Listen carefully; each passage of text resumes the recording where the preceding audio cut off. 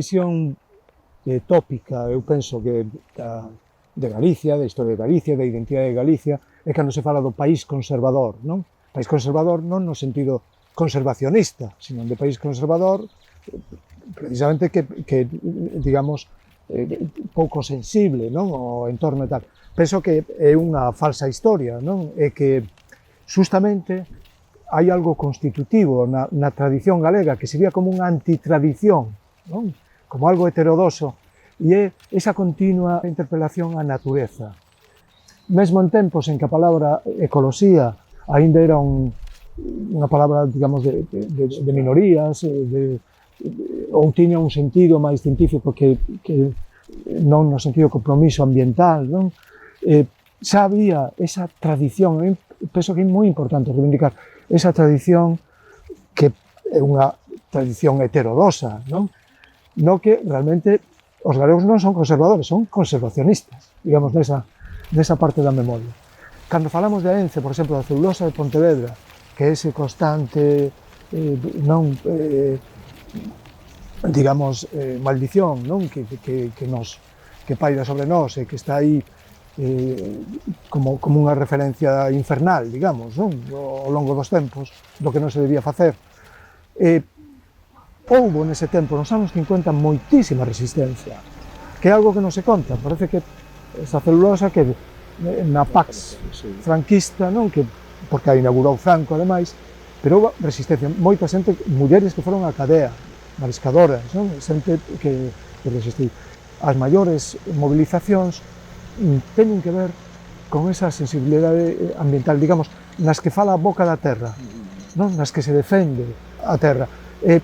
No período que quizáis nós vivimos, digamos, o noso nacemento como ecoloxistas, non? A nosa alborada, eses mediados dos anos 70, que forneceron, digamos, son os alicerces de todas as movilizacións posteriores, é significativo que, como as grandes loitas, teñen que ver, en gran parte, teñen esa condición ecolóxica, social tamén, non?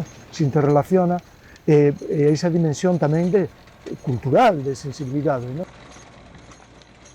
Xuntámonos un grupo de persoas que estábamos interesadas na natureza de Galicia, fundamentalmente aves, era o que nos unía.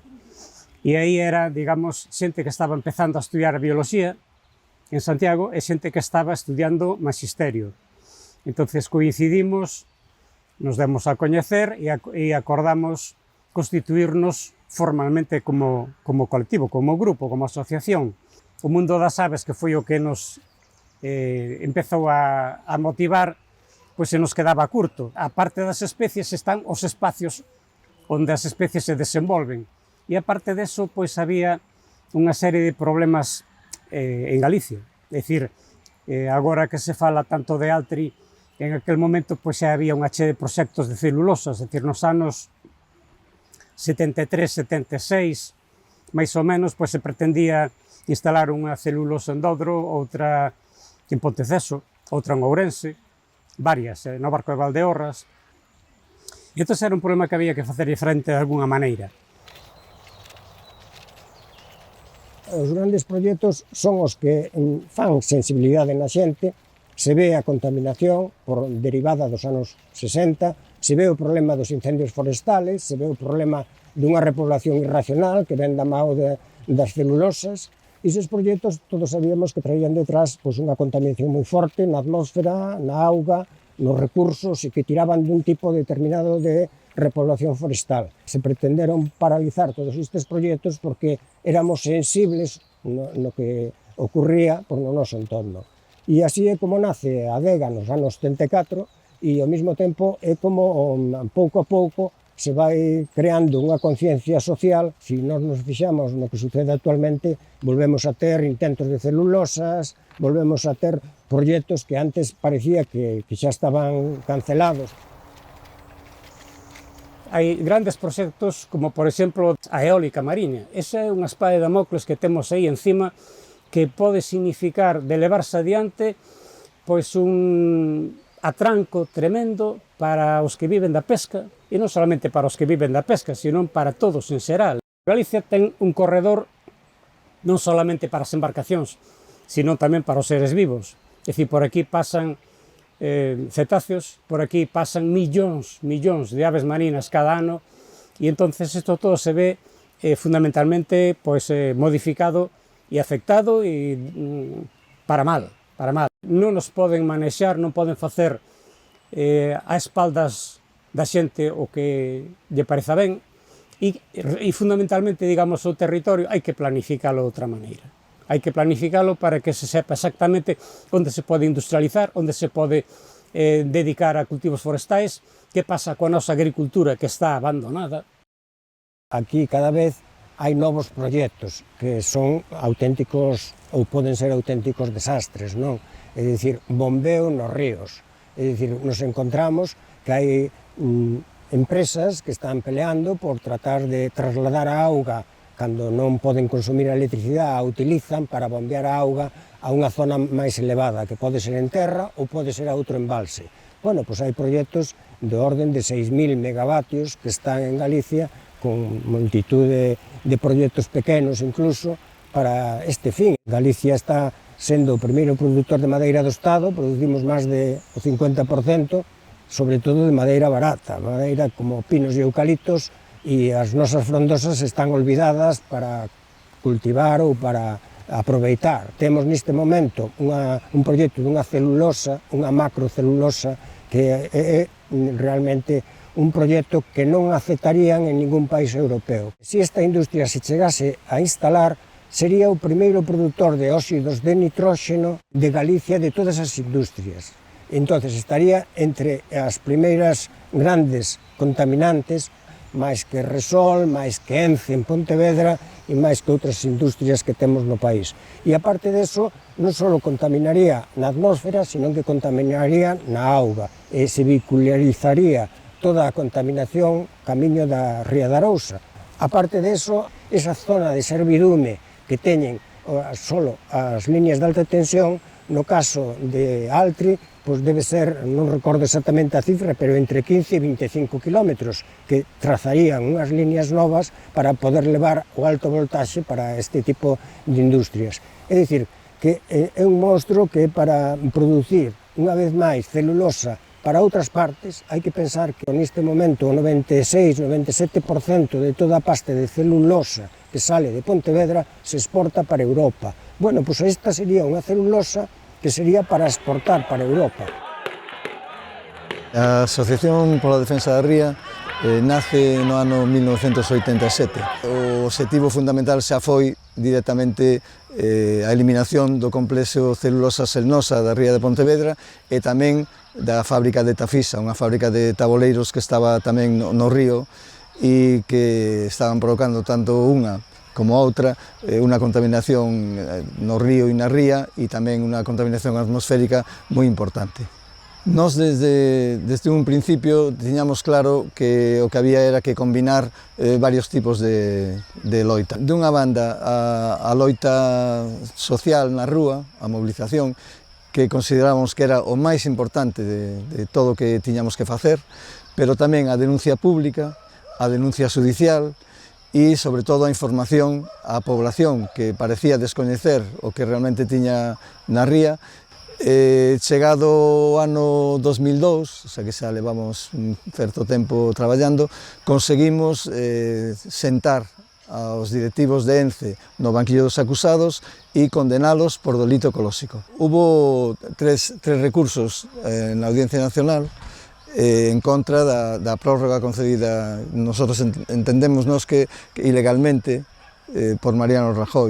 Nos tres casos, a Audiencia Nacional fallou denegando esa prórroga. Ence recurriu ao Supremo, entón no Supremo en este momento se resolveu o recurso do Concello de Pontevedra e o recurso de Greenpeace. O noso sigue sin resolverse. Para nós, para a Asociación pola Defensa da Ría, en este momento Ence sigue sin concesión porque hai unha decisión judicial que non foi denegada por el Tribunal Supremo e, polo tanto, en este momento Ence non debería ter concesión. Hai moitas cosas similares, ¿no?, entre a loita contra Ence na ría de Pontevedra e a loita contra Altri na Ulloa, non? Eso está claro. Nos dous casos son dúas celulosas. Eu creo que a diferencia entre a loita dun colectivo e de outro ven dada porque cando naceu o colectivo o monstro xa estaba ali e vos tendes, digamos, a sorte aínda de que non está montada a celulosa. Entón eu creo que é moito máis fácil conseguir que non se instale unha planta como esta que unha vez instalada intentar que se elimine, non? E é por que? Pois porque hai postos de traballo, cando está xa funcionando hai postos de traballo, hai xente que está en certa medida vivindo desa celulosa, a celulosa, os dirixentes de celulosa saben cal é o xeito de impedir que a xente se movilice, que é repartindo cartos, pagando a clubs de todo tipo, aos clubs de fútbol, etc., e intentando comprar os colectivos sociais. Bueno, aquí eso non vai ter moito recorrido porque na comarca da Ulloa é unha comarca que non temos ningún tipo de problemas de paro. Entonces, realmente dá igual os postos de traballo que nos ofrezan porque todavía non se cubren os que xa hai. Entón, esa é unha batalla que aquí teñen perdida. En canto de comprar a colectivos sociais como clubs ou as asociacións, tamén é outra batalla perdida que excusan nin sequera probar, porque somos unha cidadanía moi concienciada con respecto as empresas, as multinacionais e estas empresas que veñen aquí a quedarse cos recursos, a privatizar bens como a auga. Entón, aquí a única baza que poden xogar e é a que están xogando é a que as administracións públicas e a que os políticos entren no seu xogo e lles poñan unha alfombra roxa de todas as maneiras posibles, non declarando o proxecto industrial estratégico ou intentando de alguna maneira pasar por encima da xente. As outras dúas opcións aquí na Ulloa non lles van funcionar. Que esta é unha zona que non ten ningún tipo de problemas de paro, que ten unha socioeconomía que redistribuye a riqueza, que hai moitísimos empresarios que non encontran xente para traballar, porque o noso problema aquí son a falta de alquiler, non temos alquiler, porque pasa o Camiño de Santiago, bueno, eso cópanos bastante as casas ou pisos que poden estar vacíos. Por outro lado, temos poucos servicios, pero ainda así, fai uns anos, uns 3-4 anos, estamos traendo xente de fora que quere vir a instalarse a Ulloa. Entón, non precisamos para nada eses postos de traballo, e menos a cambio de contaminarnos o aire, de contaminarnos a auga e de ocupar un espacio que ten un valor e un patrimonio natural incalculable. Este tipo de industria realmente, a min cóstame creer que teña cabida en ningún sitio, porque ten unha necesidade de recursos básicos para a vida que eu non me dou imaginado un escenario no que realmente fora sostible e fora querida pola xente que vive ali. Esa razón nos levou a nós a non adoptar unha posición que era o que nos estaban intentando forzar, que pedíramos o traslado. Nós dixemos sempre, non, nós non estamos polo traslado, isto hai que pechalo. Si queren montar outra en outro lado, que monten, pero ali en calquer outro lado que queran ir non a van a poder montar tampouco. Entón, nós non pedimos o traslado, porque o que non queremos para nós, non queremos para ninguén. E eu, no caso concreto das celulosas, diría, nin Ence na ría, nin Altri na Ulloa. Dendo primeiros dos anos 60, os países nucleares europeos estaban vertendo co coñecemento e, evidentemente, co complicidade do goberno español, estábase vertendo a 300 millas de Fisterra o lixo nuclear, non? Eso un ano tras outro. Ben, digamos que salta hai un resorte, sempre hai algún valente en algún lado, neste caso xente de Greenpeace, que son os que acadan esa información, obteñen esa información no Reino Unido, e transmítena, e hai unha conexión con Galicia, e de primeiras a resposta que se pensa, que se argalla, é facer unha presenza simbólica nos días e no lugar onde se está producindo ese vertido Que pasa? Que irían dous buques, que sería o Sirius, que era o buque insignia de Greenpeace daquela, e un pesqueiro galego, que o pesqueiro galego resultou ser, encontrouse xente comprometida que apostaba ao barco e apostaba a cabeza, que foi o Surelo. O Sirius non pode vir, ten unha avería, xusto o día que estaba prevista a saída conxunta, non? Estivemos dúas persoas das que estamos aquí nese barco, no Surelo, que era unha noz, o Surelo, era un barco de madeira, un palangreiro, e calá se vai con grazas ao valor, non, da xente mariñeira, neste caso encarnada nun patrón que debería ser un heroe galego oficial, non? Ángel Vila, que é unha persoa na que nada máis vela confiaría para ir ao fin do mundo, non? Saímos o 14, o día 17, na alborada, no abrente do día 17, aparecen unhas luciñas ali nun radar de moi pouco alcance, pero que van aumentando, e resulta que nos topamos cos dous, con estes dous mercantes que estaban botando os bidóns, verdad? Pasamos de ser, como quen di, perseguidores, que os buscábamos, a ser perseguidos. Incluso temíamos cando nos empezaron un pouco como a comprimir, un a cada lado, e xusto como intentando mostrar case orgullo que facían, empezan a verter os bidóns radiactivos xusto, pois nada, a poucos, moi pouca distancia onde nos estábamos, non? Ademais, a cousa aínda foi a máis, no escenario este, non, que semella ciencia ficción, así contado agora, aparece unha fragata de guerra holandesa que viña escoltando a esta xente, non? Pero unha fragata de uns 100 metros de eslora, pero un auténtico máquina pesada do mar. Foi unha auténtica odisea marítima, unha xesta heroica, porque que un cativo palangreiro de ribeira, de casco de madeira, que nunca se botara tan mar adentro, non? Emprendera unha travesía marítima a tantísima distancia, tantas millas mar adentro, non? Realmente causou simpatía en todo o mundo, tuvo moito eco mediático e político. Foi o verdadeiro punto de arranque dunha das grandes protestas ecoloxistas que se fixeron en Galicia. En Galicia, despois, que non é pretencioso, é mundial. Sí, no, naquel momento sorprendía, incluso noutras partes do territorio español, que houbera tal capacidade de movilización ecoloxista en Galicia. Logo se trasladou tamén a Canarias, outros lugares, non? Pero que aquí se conseguiu mobilizar non solamente desde o ecoloxismo, pero cofradías de pescadores, agrupacións de armadores, agrupacións de mariscadores, sindicatos, científicos e políticos. O sea, unha gran asambleas ciudadanas en algúns concellos multitudinarias. O sea, foi manifestacións noutras partes de Europa, porque de feito houve cortes de vías férreas, manifestacións diante das embaixadas, detencións, tanto en Francia, Alemania, Reino Unido, diante da Organización Marítima Internacional. Non decía da dimensión universal, eso que falamos do local universal, é un exemplo, paréceme, maravilloso. Había 80 cemiterios radiactivos nos mares do mundo. Por causa deste movimento que comezou con ese barquiño que era unha noz, esas ondas expansivas, non? E conséguese, creo que no 85, se non me equivoco, definitivamente a prohibición a moratoria indefinida, chamada.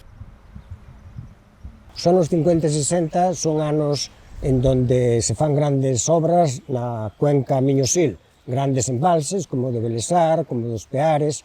Hai incluso, fora da hidroeléctrica, hai empresas que se instalan nesas épocas, como é o caso de Resol, e veñen a instalarse a Galicia nos anos 70, ou pretenden instalarse en Galicia, pois de novo grandes proxectos, é dicir, proxectos incluso faraónicos, que continúan a década dos 50 e 60. Aparecen novos proxectos como, por exemplo, o embalse do Sela. O embalse do Sela é un proxecto que logo non se levou a cabo pola oposición veciñal e toda a forza que se fixo máis tarde, que era un proxecto entre Galicia e Portugal, en donde interviña Fenosa e interviña EDP, a gran empresa portuguesa. Bueno, pois, a parte dese proxecto, se fan outros proxectos máis pequenos, como en Alvarellos, no Avia, se fan pequenos no Tambre, por exemplo, pero non só chegaban ás hidroeléctricas, senón que chegaban ás térmicas. Nos anos 76-79 se pon en marcha a central máis grande do Estado, que é a central das Pontes, con 356 metros de altura de cheminea para botar unha contaminación que chega á provincia de Lugo, que chega e abarca boa parte da provincia da Coruña. Meirama empeza a instalarse hasta nos 80, que é cando empeza a funcionar, e non só chega a eso, sino que chega además un proxecto que escapa un pouco a nosa loita, que é a da nuclear de Xove. Digo que escapa moito a nosa loita porque evidentemente era un proxecto tamén faraónico. Primeiro se pretende facer do orden de 2000 megavatios, logo se quedan 1000 megavatios, que o noso país responde perfectamente a esa agresión que se pretende facer no territorio, non? Entonces, nós tiñamos que sacrificarnos para que o noso territorio, o noso medio ambiente, pois cargara con todos estes proxectos que traían consecuencias moi graves para a saúde humana e traían para a contaminación ambiental en general, para o medio ambiente. Non só eso, é dicir que senón que había outros proxectos. Había o proxecto da Alcoa, querían asentarse na ría da Arousa, o caso da Lúmina, e pola posición que houbo e pola marisqueo e a pesca que se dá na ría, houbo toda unha protesta que acabou dicindo que non, ali non podía ser na ría da Arousa, e se trasladou para o norte de Lugo, e xa vemos as consecuencias de como está os lodos vermellos e como é a situación de que en calquer momento levantan a súa industria pois para outros países de outras partes do mundo. En principio éramos nós, as árbores, e despois chegastes vós, os humanos. No principio convivimos, nós éramos sombra e vos poesía, como Rosalía. Humanos e árbores abrazábamos-nos. Mas houve un tempo en que os humanos se esqueceron, cortáronos, taláronos, queimáronos e as árbores choramos. Ata que un día un grupo de humanos decidiu entrar nos bosques e as árbores aniñamos no seu corazón, abrazamos a súa tenrura e cando saíron decidiron plantarse e se eran árbores como a nós. Cando o resto dos humanos viron aquelas árbores plantadas, tamén decidiron plantarse. Plantarse en contra dos incendios, da contaminación, das guerras, da violencia. E a ese tempo nós chamámoslle esperanza. O mundo no que os humanos eran árbores. Esperanza. E futuro. Empezamos ya a organizar el Día del Árbol, que fuimos los primeros que también, ¿verdad? Fue que una había recuperación. La recuperación que hacía como 54 años. Sí, sí que nos En Mondoñedo se había hecho el Día del Árbol hacía 54 años. Y empezamos a hacerlo y la verdad que los días del árbol todos los años en marzo se plantaron, pero muchísimos árboles. Bueno, el primer año ya se plantaron 300 árboles y luego 1000. A gran masa árbol que hai actualmente en Lugo se debe ás plantacións que realizou a Delfa para conmemorar o Día da Árbore.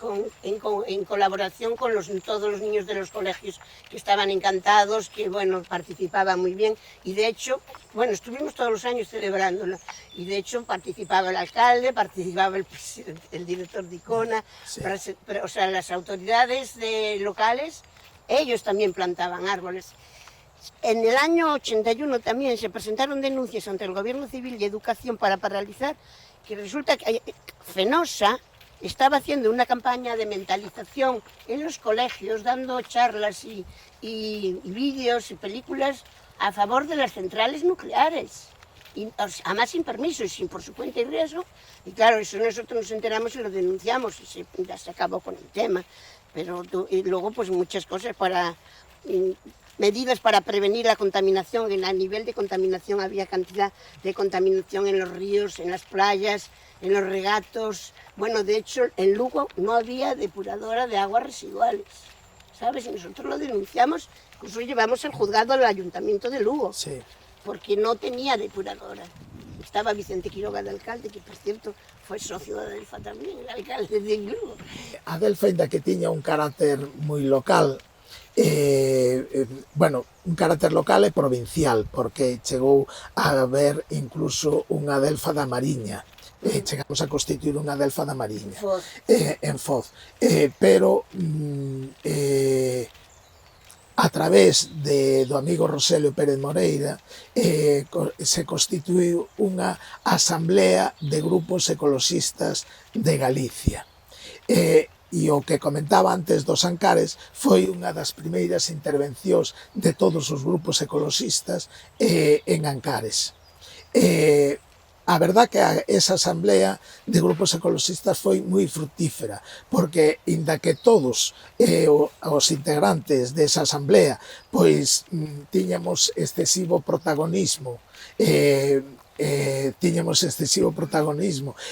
aparentemente nos levábamos moi mal, sin embargo fomos capaces de facer moitas cousas conxuntamente. O ecoloxismo sempre foi a conciencia máis crítica, máis sensible e máis desinteresada pola preocupación dos temas ambientais.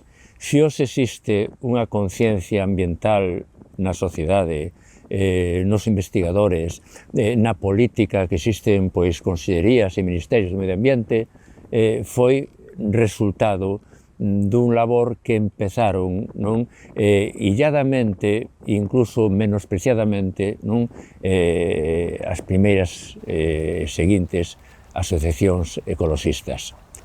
Unha das características de sempre do movimento ecoloxista é que era un movimento grupuscular e disperso, o que se deu en chamar a nebulosa ecoloxista. Eso, en parte, era unha das súas fraquezas e, ao mesmo tempo, unhas súas fortalezas. Fortaleza en canto de que era un movimento espontáneo, un movimento moi descentralizado, que había que relativizar incluso a importancia das grandes ou cativas asociacións, porque as grandes podían estar presentes en determinados lugares, en determinadas ciudades, maiormente, non? As cativas espontáneas asociacións ou cativos grupos estaban presentes casi en todas partes, o cal tamén posibilitaba a rapidez de resposta frente a un problema que xurdira nun determinado ámbito de Galicia, non? Entre as súas fraquezas é que había unha falta de coordinación, non había tampouco interlocutores válidos de cara á administración. A creación da Asamblea de Grupos Ecoloxistas Naturalistas de Galicia foi un salto cualitativo moi importante na historia do ecoloxismo galego. Posibilitou unha certa coordinación sin estar por encima digamos, de autonomía que conservaban os propios grupos, sin establecer, polo menos nos primeiros anos, ningunha xerarquía orgánica por encima da individualidade dos grupos que conservaban o seu propio protagonismo e a súa propia autonomía. E serviu tamén como instrumento de mobilización, posto que por exemplo, o apoio que se daba aos cativos grupos que existían nos máis diversos reconchos do país, incluso convidando a que foron eles quenes organizaran a seguinte asamblea, de tal xeito que o ecoloxismo se foi movendo dunha esquina a outra do país en apoio de todo o mundo, e que ademais en lugares que tiñan unha especial significación para o conservacionismo en Galicia. Eu acórdomo das asambleas que se fixeron, por exemplo, en Corrubedo, que se fixeron en Ancares, que se fixeron no Baixo Miño, que incluso a través desa coordinación fomos capaces de traer aquí a Galicia o Encontro Ecologista Estatal, que celebramos aí, a Coordinadora Asamblearia do Movimento Ecologista, a CAME. Se conseguiu naquela época montar ou convocar unha manifestación diante das dunas de Corrubedo, unha manifestación na que estaban presentes membros de distintos partidos políticos daquela época, onde estaban presentes asociacións de veciños da contorna e onde estaban presentes tamén asociacións ecoloxistas de todo Galicia. Nos encargaron a organización da Asamblea de Grupos Ecoloxistas e Naturalistas de Galicia aquí en Ribeira. Nós éramos pois moi novos, sin moita experiencia neste tipo de convocatorias ni de como organizalas, pero demos organizado coa axuda da comunidade de veciños de Corrubedo, demos organizados esa asamblea en Corrubedo. Participamos en máis asambleas que se celebraron en outros lugares, como Camariñas, como Monforte. Entonces, bueno, fomos participando en outras e tamén participábamos nos encontros de xóvenes ecoloxistas e naturalistas de Galicia. Despois de anos se conseguiu que fose Corrubedo un dos primeiros parques naturais da autonomía, no? de galega, no ano 92. Conseguimos pois, desde organizar actividades para o Concello educativas para coñecer os espacios naturais, publicar algunha guía de especies naturais do Concello, ou mesmo publicar un pequeno fanzine que cada trimestre conseguíamos sacar, que chamaban Estantolos estes romanos, no? Donde se abordaban pois, distintas problemáticas ambientais da nosa contorna. Saltou a noticia dos lignitos da Limia e bueno, aquelo sobresaltounos, decidimos averiguar de que se trataba e entre un colega tamén aquí da Limia e eu voltamos a Limia e empezamos a recabar información. O primeiro que fixemos é facer unha viaxe ás Pontes e a Meirama para ver de que se trataba. Empezamos a traballar activamente para denunciar que esa explotación de lignitos non era panacea, e que a terra ben traballada dá vida sempre.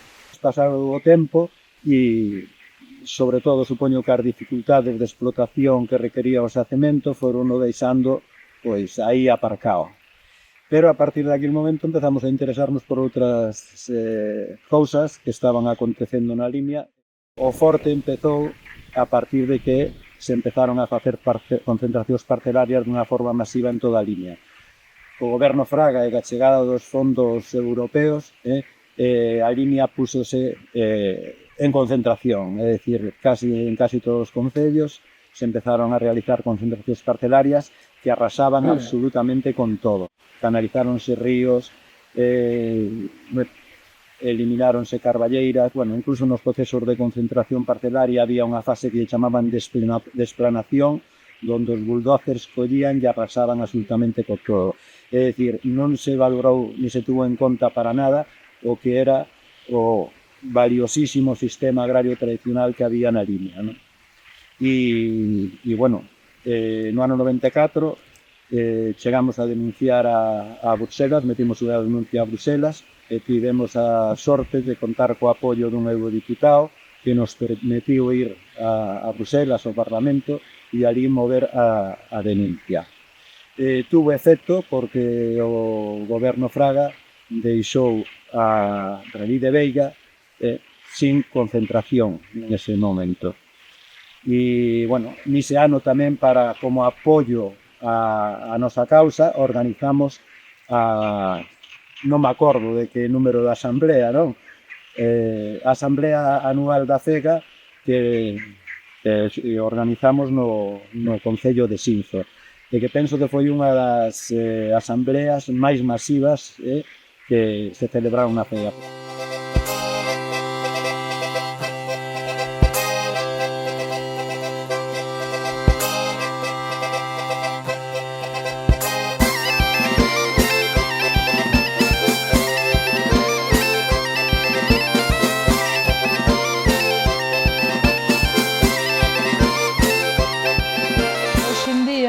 A maioría das loitas sociais relacionadas coa defensa da terra están case todas elas protagonizadas por mulleres.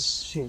Na campaña das eólicas, agora co tema de Altri, no tema da minería tamén houve moita muller. Penso que na defensa do territorio sempre houve mulleres. Sempre houve, sí. Porque pensa nunha imaxe icónica que creo que todas temos na cabeza, que é unha muller dándolle con paraugas a un garda civil.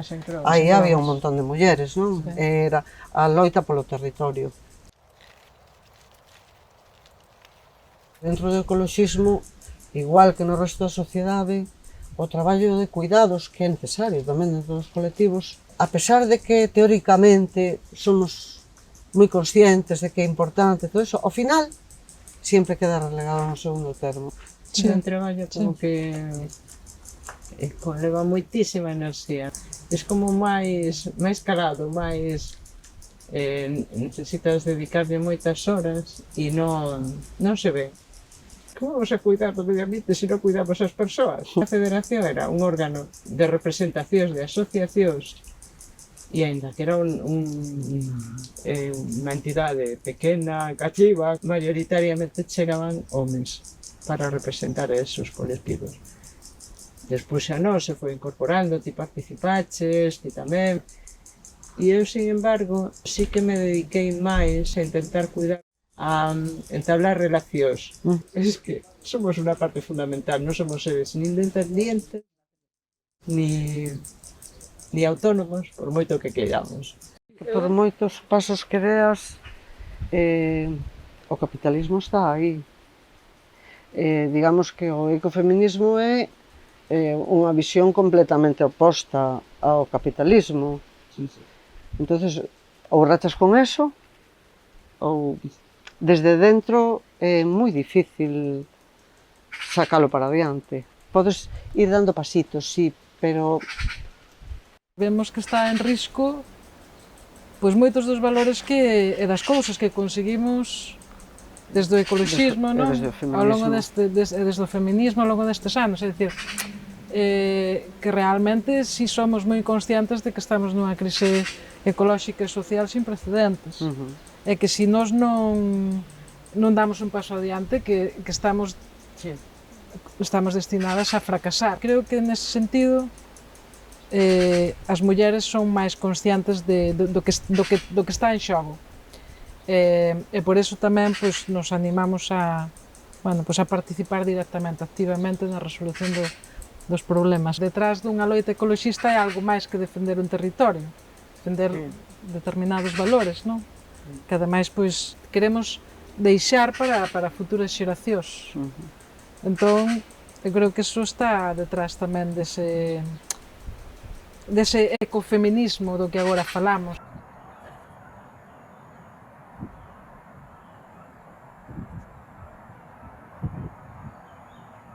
O temos asumido como algo normal, un espacio protegido Red Natura 2000, pero que estuvo moi seriamente ameazado, non?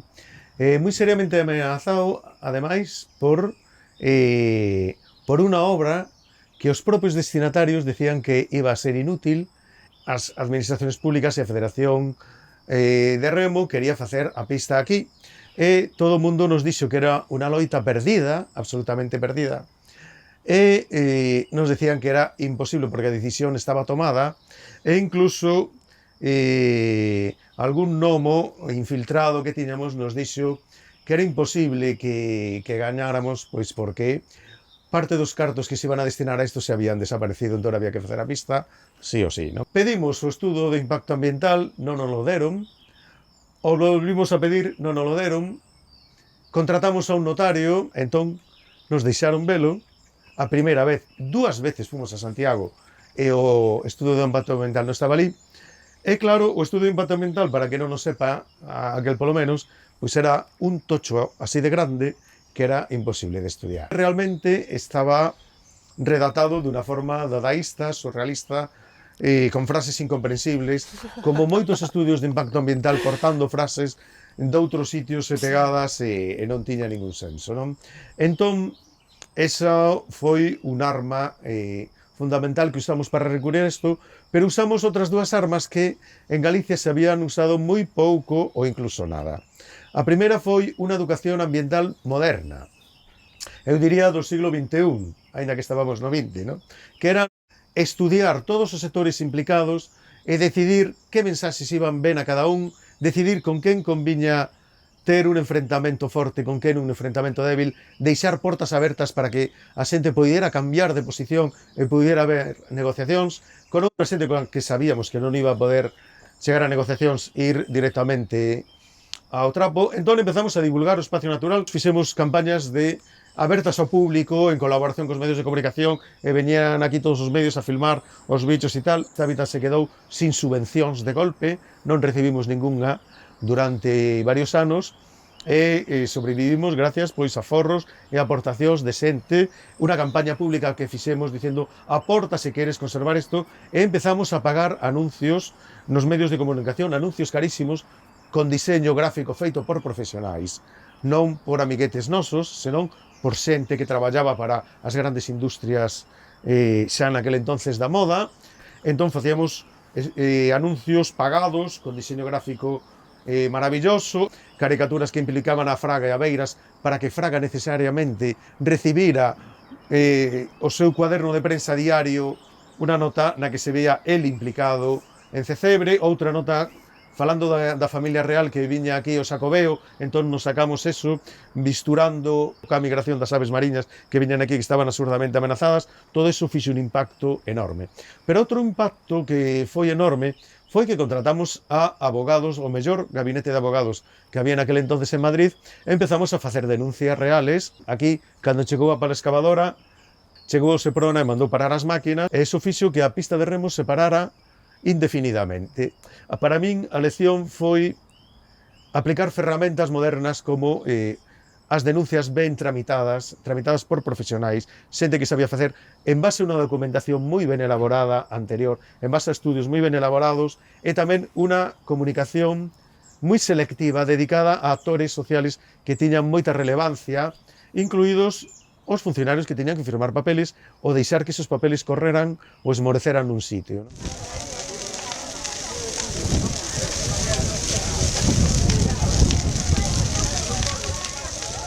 O problema continuo dos lumes forestais foi o motivo que levou ao nacemento da delegación en Ourense, da Sociedade Galega de Historia Natural.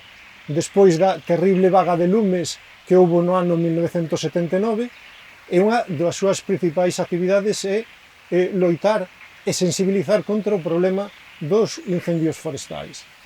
Con unha problemática enorme, de feito nos consideramos que é o maior problema ambiental de Galicia, xunto probablemente coa propia eucaliptización, e están involucradas as dúas cousas, están combinadas, non?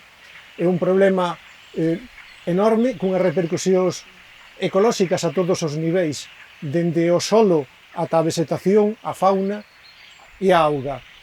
E ten unha orixe non natural, que é algo que nos levamos dicindo, pois eso, 44 anos. O problema non é apagar os lumes, o problema é evitar que comecen. E os lumes en Galicia, o 90% deles, son de orixe antrópico, son xenerados pola población humana. En Ourense tamén, e non só en Ourense, senón no sur de Lugo, en Courel, pois outra das nosas loitas é contra esa minería especialmente destructiva, como é o caso das louseiras, non? Que de feito nos decimos que van 60 anos sen lei no salvaxe noroeste por esa explotación de lousa que se comezou dun xeito artesanal, que despois foi medrando a medida que no resto de Europa había maior sensibilidade ambiental, entón ali xa non sacaban a lousa e sacase de Ourense e de Lugo, do Courel e de Valdeorras. E poñemos ese exemplo de que Carballeda de Valdeorras leva perdida a 10ª parte do seu territorio estragado polas louxeiras e as súas entulleiras. Temos unha forte campaña de custodia do territorio e na Chaira da Limia, en terreos propiedade da Xunta de Galicia, en terreos en colaboración con agricultores e gandeiros e con empresarios, e tamén nun anaco da antiga Lagoa da Antela, a Veiga de Gomareite, na que estamos desenvolvendo unha campaña de recuperación parcial e de mantemento da poboación rural cunha gandería en extensivo. Con respecto á Rede Natura 2000, creo que, xa dixen antes, que loitáramos moito pola súa implementación no territorio, a pesar de ser unha ferramenta que ven de Europa, pero digo que naquele momento era unha oportunidade para protexer e para cuidar o territorio. O que sucede que, claro, eso co tempo deu-nos tamén que pensar sobre como facer as cousas en cada lugar, en cada sitio, porque claro, non deixa de ser unha ferramenta administrativa, gubernamental, que non deixa de ser unha exposición para moita xente que vive no medio, que vive no territorio, que vive día a día no seu lugar.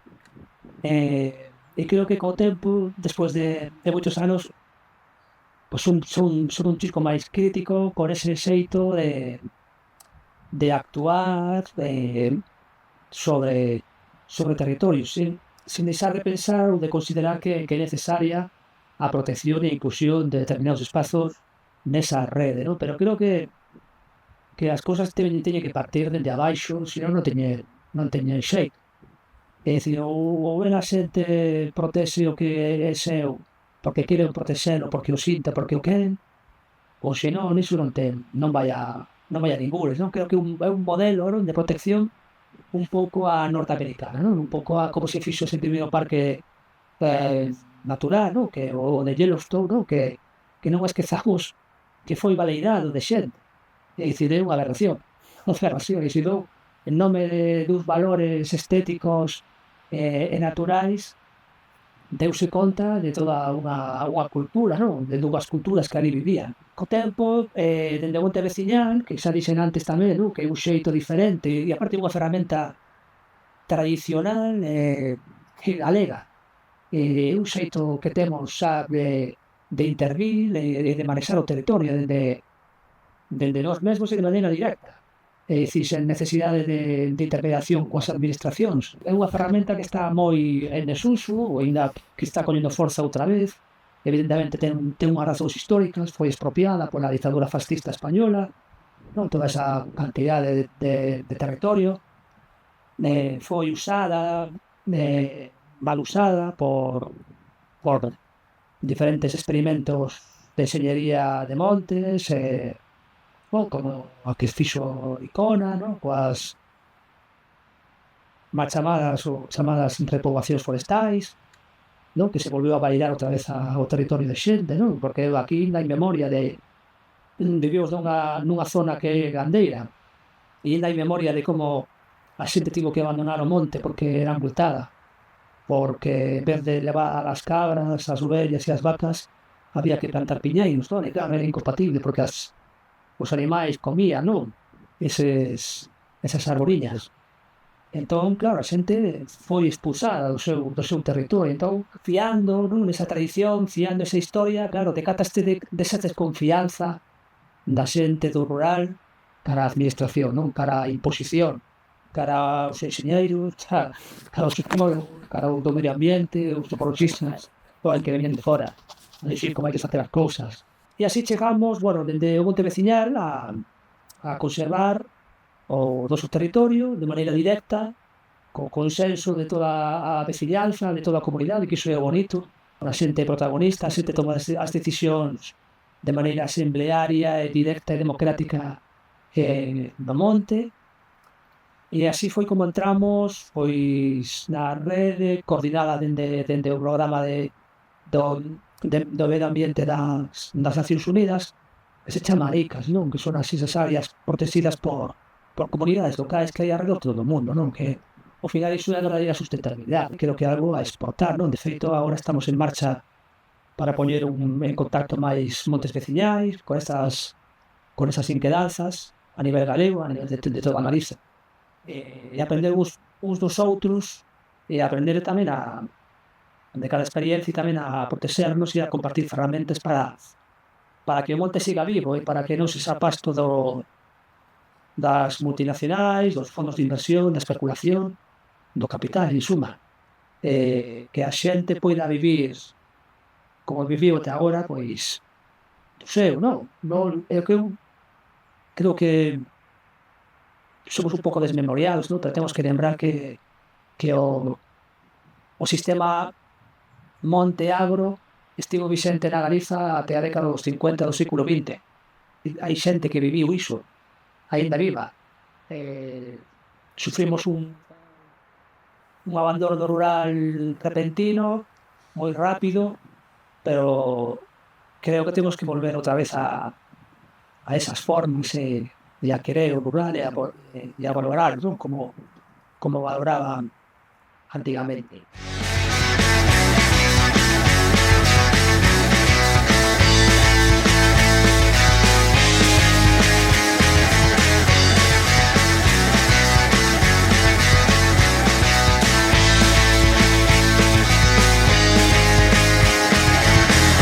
O movemento ecoloxista en outros acontecementos como estes quedaran bastante quietos ou non se sentiron a gusto de como habíamos reaccionado, co cual, cando aconteceu o tema de Prestige, pois digamos que tanto os que estábamos na directiva como moitas asociacións pois impulsaron meterse ou implicarse moito máis no tema.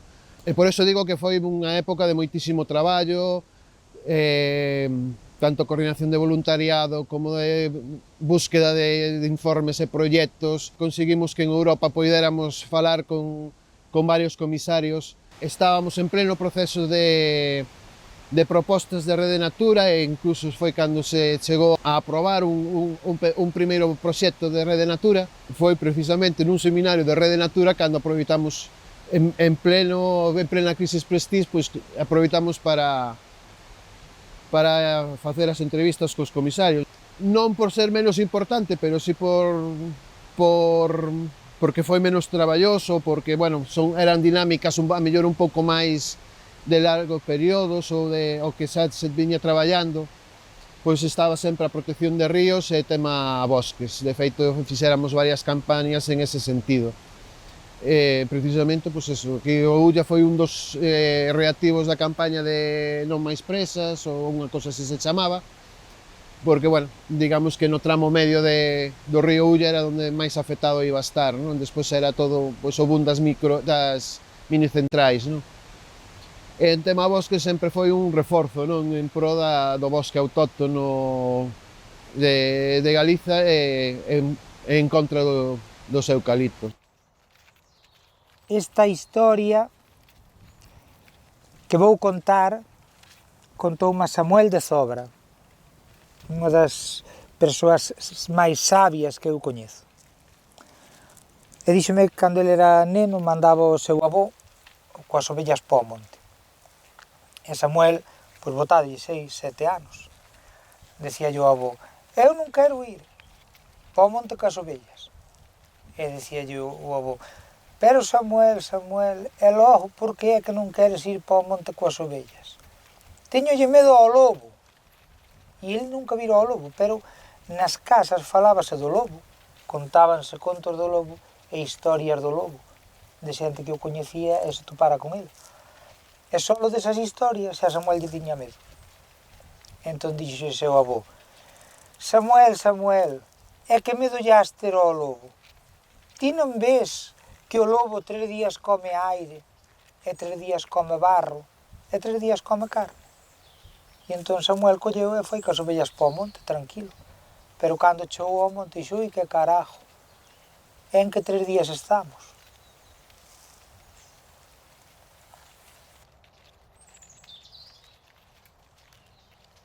Biotopo tiña moita relación con un grupo que se chamaba Ciconia, que agora desapareceu desde hai uns anos, que era un grupo pioneiro no lobo na provincia de Zamora, que sigue sendo aínda hoxe un centro do lobo. Ahora, por exemplo, é un centro do ecoturismo do lobo, do turismo lobeiro, non?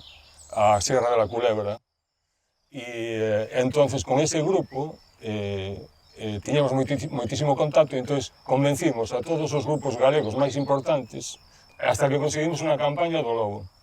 Se gastou moitísimo diñeiro en esa campaña que aportaron os grupos, que fixeron unhas tarxetas.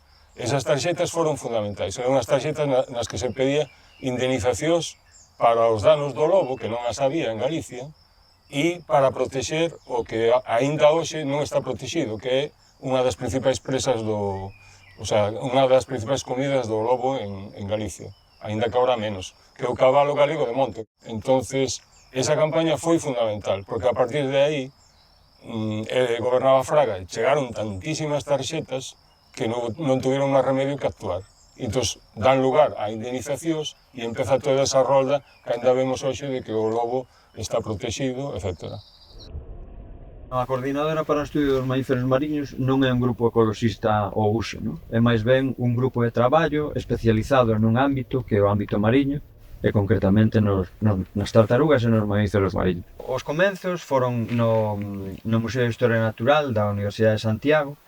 Realmente estábamos facendo cousas ali en relación coa caza de balea.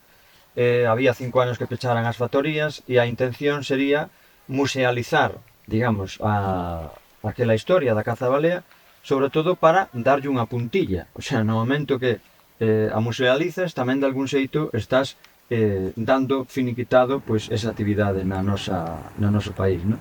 E o traballo que se levou a cabo, primeiro foi recopilatorio de varamentos e despois xa foi máis activo de asistencia a esos varamentos, non? Recollida de datos e recollida de mostras dos animais varados, logo conseguimos que a toniña fora clasificada especie en perigo de extinción, que non é ningún éxito, é un fracaso, pero é necesaria esa clasificación para que se tomen medidas sobre esa especie.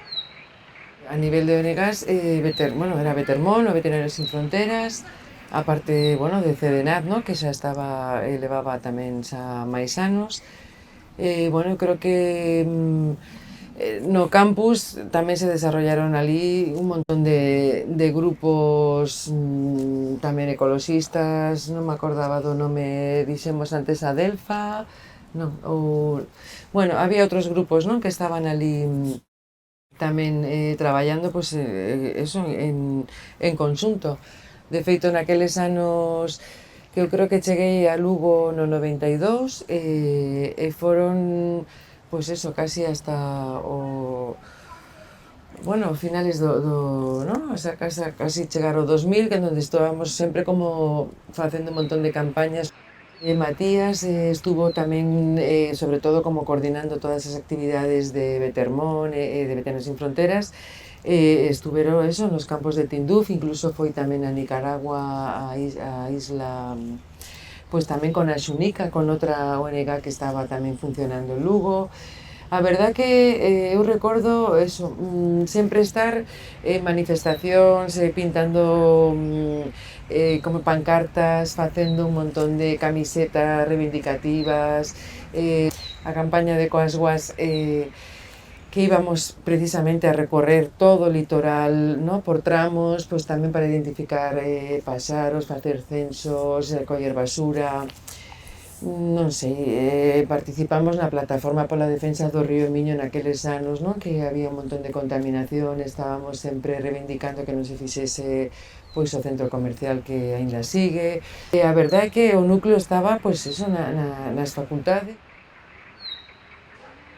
A Comisión por Amazonia xurdiu en aqueles anos que tiñamos todos, mirábamos moito a Amazonía, pero no 88 mataran a Chico Méndez, lembrades, o sindicalista aquel da Amazonia, e a partir de aquelo se empezaron a formar comisiones a nivel estatal, e aquí un ano despois, en decembro do 89, formamos a Comisión por Amazonia, 5 grupos inicialmente, ainda que despois se integraron moitos máis. Anabán, Herba, Cignos, a Sociedade Galega de Historia Natural e un máis que non me acordo agora. E despois se foi incorporando máis xente. A idea non era ser unha ONG ao uso, no? De recoller recursos e enviálos para lá, sino traballar o tema de educación e sensibilización aquí. Xurdiu a idea con artesanía que trouxéramos de Brasil, Colombia, Perú e Venezuela, de artesanía indígena, montar unha exposición que tivo moito éxito, porque se moveu por máis de 25 localidades a nivel galego, que a movían os grupos locales, no? Era unha ferramenta para eles facer unha actividade reflexionando sobre o que era a Amazonía. A exposición tiña artesanía, tiña pezas audiovisuais e tiña un fondo documental tremendo, e incluso entrevistas grabadas e música, no? E despois tiña actividades didácticas, recordo os rapaces utilizando unha cerbatana ou así. E os grupos, de alguna forma, ya alugaban aos concellos ou aos colexios, con lo cual se foi xuntando un petiño, co que despois fixemos 3 intervencións ali no entorno da Amazonia, apoiando a grupos indígenas. Nos xuntamos con Xevale e con Estudiantes Solidarios e promovimos a formación da Coordinadora Galega de ONGs. En principio 8 ONGs, Ecos do Sur, Cáritas, Cruz Vermella e outros que non recordo, e a partir de aí se empezou a coordinar o movimento, tamén unha coordinación parecida a da Asamblea, da GEN, que despois se convertiu na FEGA. Eu cheguei a ser presidente tanto da Comisión pro Amazonia como o primeiro presidente da Coordinadora Galega de ONGs. Pero hai que decir que daquela se ponía o presidente porque se necesitaba unha figura xurídica, pero era todo super horizontal, non había realmente eso. Co tempo, a veces pensas que en as partes máis escuras da historia do movimento ecoloxista son aquelas onde non hubo un coordinador na FEGA directo, porque parece que a historia necesita recoller que haxa un líder, non? E en cambio, como non houbo, era colexiado e había moitas reuniones e era unha efervescencia de actividade, se tomaban todas as decisións máis colexiadas e máis de xeito horizontal e moi transversal tamén, non? Había ecoloxismo, había educación ambiental, había temas de pacifismo, obxección de conciencia, muller. A medida que se vai incorporando a nova legislación, se incorpora, ou sea, forma parte da xerarquía de residuos, é dicir, é obrigatorio por lei a reducción, a reutilización e a reciclaxe. E iso era o lema ecoloxista. Entón, pero que tiñamos daquela? Pois tiñamos 200 ou 300 vertedoiros. Algúns concellos compartían vertedoiro, pero prácticamente cada concello tiña o seu vertedoiro e logo había miles de puntos de vertido. Unha das primeiras campañas foi para o uso de papel reciclado. O papel reciclado era un artigo de luxo. O papel reciclado comprábamos en Santiago, facilitado pola Asamblea de Grupos Ecoloxistas, en concreto eu seino por Xevale, pois que nos pasaba tanto a Obradoiro de fabricar papel reciclado a nivel de actividade educativa, de como se facía. O Obradoiro aquel que era unha caixa, aquela caixa, que o diseñaran en Cerpés. Que en Adega non tiñamos, aprendemos da FEG, pero comprábamos o papel reciclado nos PAF, Casa das Crechas, en Santiago. Se querías comprar papel reciclado, había que ir ao PAF, a Casa das Crechas, a comprarlo. Eses centos de vertedoiros incontrolados, a nova normativa de que pasa a adoptar o que propuñan os ecoloxistas, estes 3 Rs, nos levou pois a coñecer o que se estaba facendo no país cos residuos. O ecoloxismo tiña moita acollida nos medios de comunicación, pero tamén éramos utilizados polos poderes. Por exemplo, polo conselleiro de Obras Públicas e Territorio, que non era de Medio Ambiente naquele momento, o señor Cuíña Crespo, pois xa en 1991 aparece, xunto co presidente entón da Adega, de que a Xunta ia poñer en funcionamento un plan de reciclaxe. e 6 meses despois aproba o Plan Sogama, que era 100% de incineración.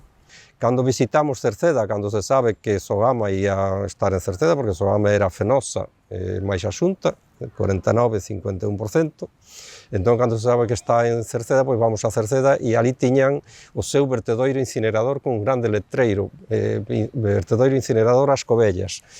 O que se formulou naquele momento pois foi esa ferramenta a que se acudiu moitas veces, que é a Iniciativa Legislativa Popular.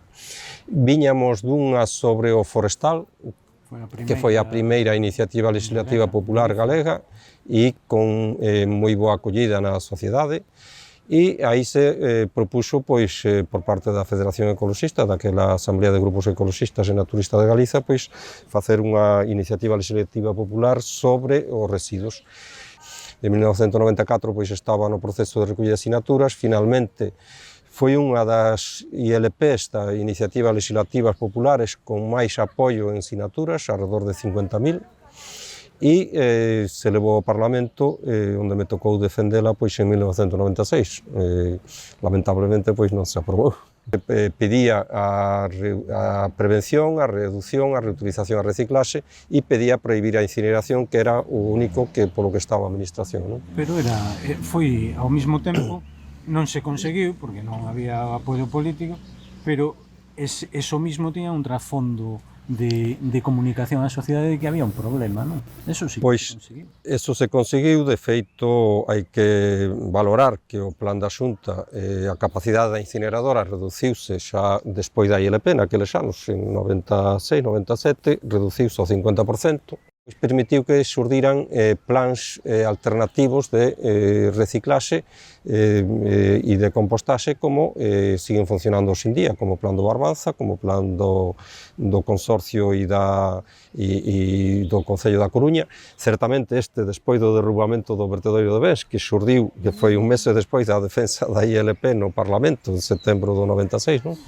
Entón, pero nese momento había xa, pois eu lembro unha xornada de residuos con máis de 30 ou 40 alcaldes, é dicir, un cento de persoas, e había 30 ou 40 alcaldes ou concelleiros, é dicir, responsables municipais, que viñeron a unha asamblea, a unha xornada ecoloxista para coñecer alternativas de reciclaxe de residuos. Xurdiu durante o período no que eu estaba como coordinador o proxecto dunha nova Sogama, que neste caso iba a ser colocada no Concello de Irixo, que é un concello rural situado ao sur de Lalín, non? E entón, ao fío diso, pois, houve tamén un movimento bastante importante de oposición a iso, unha movilización que levou adiante pois, a realización dunha nova ILP que foi bueno, pois, conseguironse as firmas, debatiuse no Parlamento, pero foi rexeitada, non?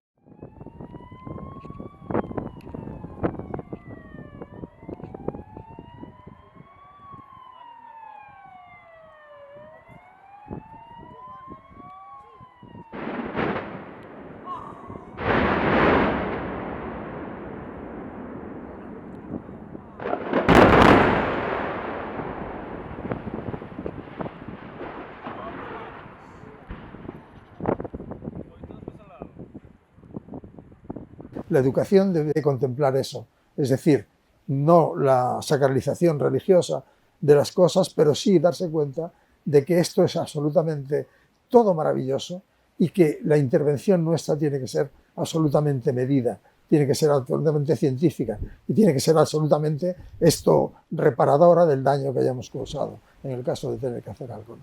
Recuerdo que teníamos, por ejemplo, chavales de 5, 6 y 7 años que tuvimos que poner lonas en el suelo porque esperaban la eclosión de unas arañas durante 8 horas, mirando solo una plantita y las arañas se eclosionaban, ¿no?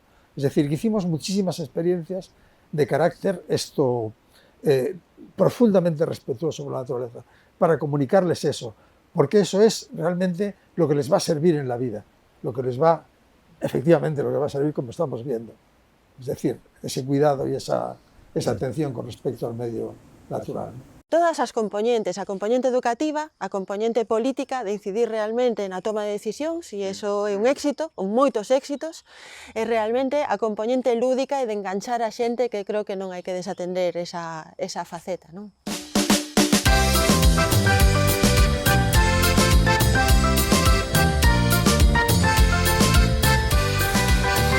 últimos 20 anos, 30 anos prácticamente, estuvemos dándolle voltas ou seguindo a liebre do desenvolvemento sostible sin darnos conta que aí había un problema que ocultaba as causas profundas da crise socioambiental que están na forma en que opera a sociedade de mercado, o capitalismo de mercado globalizado agora nesta última fase. E iso coincidiu co auxe do liberalismo, do neoliberalismo, e forma parte, eu creo que tamén explica parte da propia implosión do campo da educación ambiental, porque aí estamos permanentemente en contradicción coa realidade. Estamos defendendo valores, comportamentos, estilos de vida, modelos de sociedade que están a contra do que realmente se impón como hexemónico no mundo cultural, no mundo social, no mundo da economía. Temos que deixar referente do que se fixo, e que pode ser tamén non un exemplo a facer, pero sí unha idea do que se pode chegar a facer. Resto como evolucionará? Mira, hai unha frase que dice que é de Avilés de Taramanco, non sei exactamente se imos plantar unha cerdeira nova, temos que dar unha alegría ao vento. Eu creo que como educadores ambientais ecologistas creo que dimos moitísimas alegrías ao vento. Eu creo que as sementes están por aí e en algún momento teñen que explotar. Está cambiando moito o mundo, todas as novas redes sociales, as novas tecnoloxías, as formas, é algo pouco previsible, pero en calquer caso o traballo feito creo que foi moi importante e que se nota e que se notará.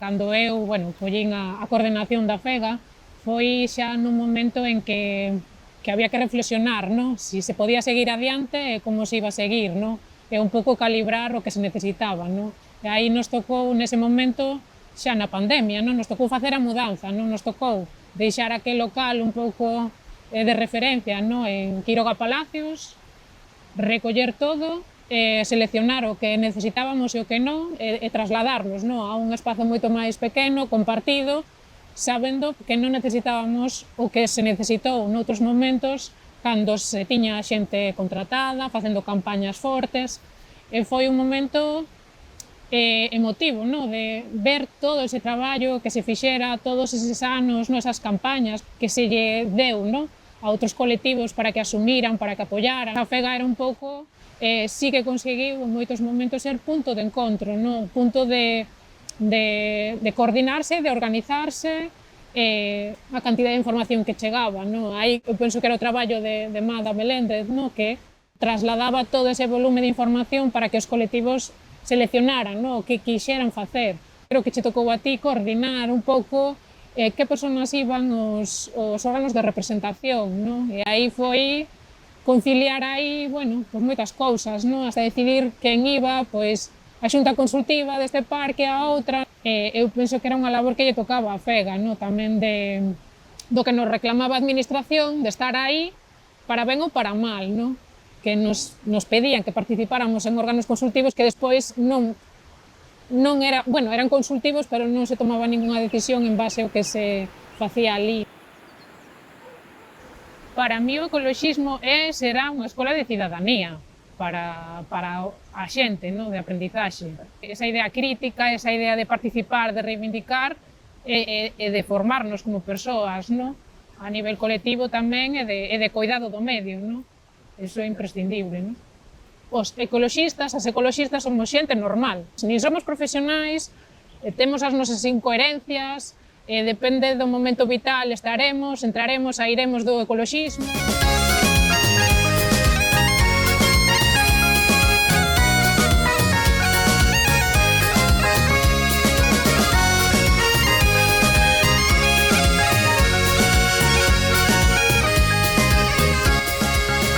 Sanfins é unha mina metálica situada en Lousame, a 7 km da ría de Muros e Noia. Leva funcionando case 140 anos, e neses 140 anos houve períodos de interrupción, pero tamén períodos de conflitos intensos. Os últimos precisamente nos anos 80, antes de que acabara por pechar, e despois casi dunha forma continua desde 2009, cando reabriron a mina, primeiro de forma máis localizada que as comunidades de montes e despois xa implicando pois o que é realmente toda a ría, non? Porque o que se viu moi rápido é que o impacto que estaba tendo esa actividade non afectaba só de forma localizada a tanto desde o punto de vista dos ecosistemas e demais a ese territorio inmediato, mas tamén unha zona moito máis grande, non? Que era toda a ría e unha ría que ademais depende moito do marisqueo tradicional e con varios millares de persoas vivindo desa actividade. Esa movilización de toda esa xente conseguiu realmente xerar un movimento amplo, unha plataforma tamén moi ampla, moi representativa en termos sociais, para parar esa actividade como se conseguiu nos últimos meses. No caso de Corcoesto, que o que me afectou a min, pois tiña que ver justamente con unha especie de proxecto, eu diría un proxecto colonial, ¿no? Porque era unha empresa do Canadá que quería extraer oro e que, vamos, iba a traer pois un gran impacto para a comarca, que é unha comarca pois que vive da gandería, que vive do marisqueo, do turismo, e de feito pois iba a arrebatar pois as terras, as casas da xente que vivía no Val de Corcoesto. Bueno, creo que a propia envergadura e gravidade do proxecto fixo que cada vez máis xente fose consciente de que tiñamos moitísimo que perder e nada que gañar con esta mina. E, bueno, ao final, pois, puido a razón, no? E a salvagarda do lugar. E houve moitos anos, no? Nos que estivemos bregando contra ese proxecto que estaba considerado estratégico e que a administración tiña o clarísimo.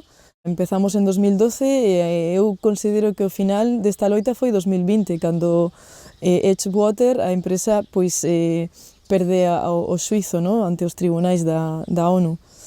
Foi unha victoria, pero ao mesmo tempo, unha vez que os terreos están libres dese proxecto mineiro, pois foron solicitados por empresas eólicas e se fixeron varios parques eólicos na zona. Así que, pois, finalmente, o que vemos é que a relación que teñen, pois xa non solamente o executivo galego, sino as empresas, as miras de futuro que hai cara a estas zonas rurais, son pois convertilas en chan industrial, ¿no? E en macroproxectos que van completamente contra o espírito, a topografía, a historia e a cultura deses lugares, ¿no? Como é o caso de Bergantiños. A intención é ter unha base enorme de voluntariado que en un momento dado a unha petición ben sea de unha comunidade de montes, ben sea de calquera persona que quera sin ánimo de lucro convertir o seu monte, a súa parcela en bosques autóctonos, pois chama as brigadas e as brigadas responden pois, con persoal, con material, de unha maneira totalmente desinteresada e evidentemente coa vontade que teñen os propios voluntarios, moitas veces inexpertos, perfiles de todas as idades, que nos juntamos, como día de hoxe, aquí en Leiro, para convertir este monte que estades vendo pues, en un monte que sea autóctono, que sea cos nosos árboles, cos carballos, castiñeros, villoeiros, todos aqueles árboles que de alguna maneira os eucaliptos arrasaron con eles. Este monte de Leiro é un monte en mancomún, hai unha comunidade de propietarios que de alguna maneira, sobre todo desde os incendios que aquí hubo, que arrasaron o 70% deste monte, pois a xente ven tomando conciencia de que non é o eucalipto nin a acacia a árbore que está en estes montes. No? Desde hai uns anos plantaron aquí, non podemos ver todavía os árboles porque ainda están a unha altura pequena, pero o que está claro que se non intervimos e quitamos os eucaliptos, pois estes van comendo terreno e van apagando o crecemento dos árboles autóctonos que son máis lentos. No? A importancia de que as comunidades collan este compromiso e este relevo, bueno, pues, de alguma maneira darse conta, primeiro, a seguridade que os incendios chega un momento que arrasan con todo, e os árboles autóctonos nosos son cortalumes, evitan que esos incendios se propaguen, se expandan, non? por outro lado, o tipo de explotación. Bueno, pues, estos comuneros empezan a saber que hai outra maneira de explotar o monte que non sea solamente para pinchar madeira dentro de 15 anos, cobrar uns cantiños e pouco máis, non? Bueno, pues en eso estamos e nos colaboramos para que isto pues vaya adiante.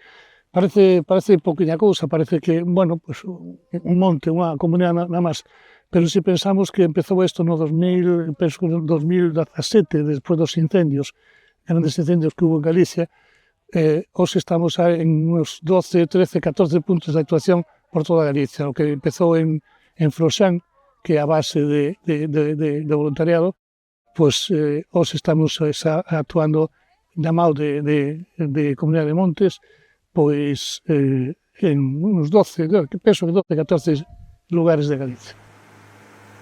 Créase no ano 2018 outra organización que se chama a Rede de Decrecemento e o Navia Galiza o Bierzo.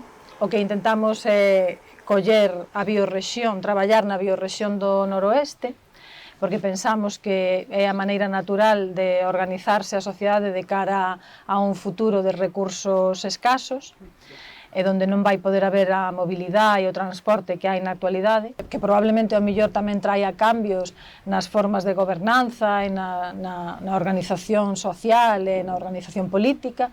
E a Rede de Decrecemento penso que dá un paso máis alá do que foi da espera de nada, tendo os mesmos intereses e os mesmos obxectivos, busca a organización activa da sociedade nese territorio en torno a esta idea do decrecemento, non? Intenta avanzar na formación dunha organización que teña, pois eso, como, digamos, no seu ADN o decrecemento como alternativa ao que temos agora, non? Que é o crecemento constante dentro do sistema económico capitalista e que pensamos que é un desastre, non? Mentre Fridays for Future un ambiente máis de xuventude, Extinction Rebellion xa tiña como unhas peticións moi claras, que era decir a verdade, actuar, levar a asambleas cidadás. Falaba de acción de desobediencia civil non violenta como ferramentas de cambio entre os movimentos sociais, cos movimentos sociais, é dicir, mentre que o mellor Fridays for Future e Xuventude polo Clima foron momentos nos que podía abrazarse moita máis xente, era xente dun público máis xove.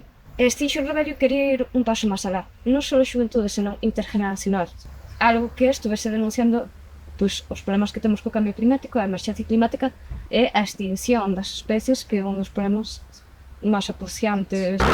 Eu penso que unha das cousas máis importantes é divulgar, decir a verdad, informar coa verdad e asumir esa verdad, asumir a realidad, sin poñernos disculpas, sin poñernos trampas, non é que vaise conseguir a fusión nuclear, non é que o hidróxeno, non é que os eólicos, non é que a enerxía, non é que... Non, analicemos as cousas, estudiemos, verdadeiramente comprendamos o que significa cada enerxía, como está fabricada, como se implementa, como se pon a funcionar, canto nos rinde, e a partir de aí temos que asumir que temos que descender nos consumos materiais. Seguramente, se ese descenso se fai dunha maneira pilotada polas persoas e a favor das persoas e non do capital, pois probablemente teñamos vidas máis felices, vivir de outra maneira, simplemente. Eu penso que é posible.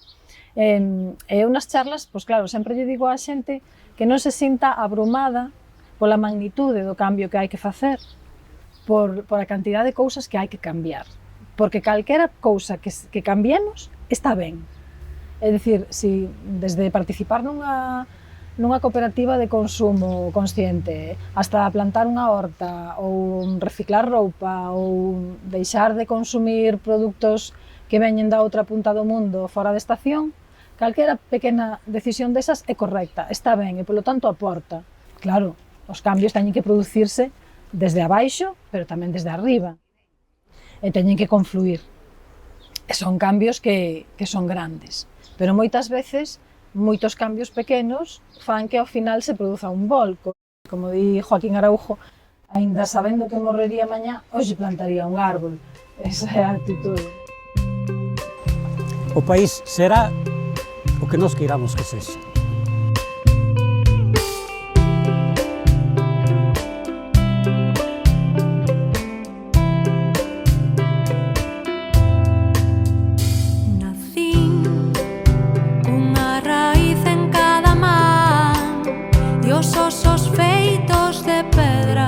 Teño que pensar no futuro para a Fega, o primeiro é que sexa un futuro capaz de transmitir toda a experiencia que é acumulada, tanto no persoal como no comunitario. Toda a experiencia das asociacións e toda a experiencia da xente que pasou pola federación. E despois que sexamos capaces de axudar a visualizar unha vida alternativa, porque creo que un dos problemas que temos hoxe é que estamos demasiado desesperanzadas e desesperanzados.